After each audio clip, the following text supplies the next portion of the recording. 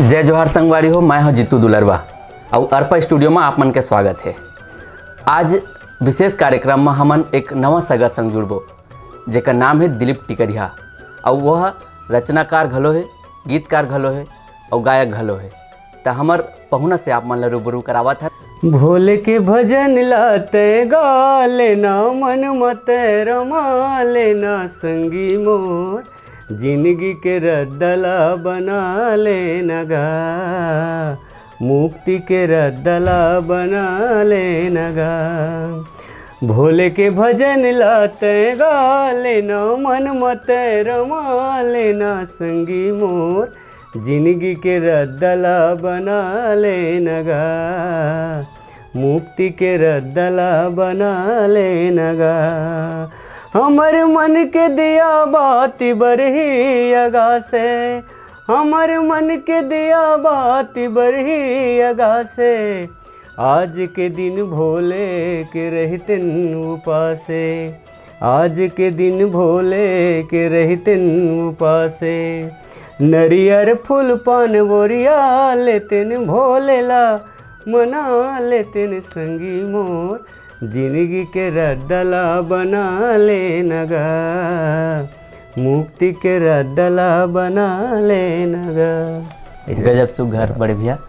संगवारी गवई गाँव के रहे आयो रे, संगवारी गवई गाँव के गवई आयो रे, नून बासी चटनी के खवई आयो रे, नून बासी चटनी के खवई आयो रे, संगवारी गवई गाँव के रहे आयो रे, संगवारी मैं गाँव के गवई आयो रे।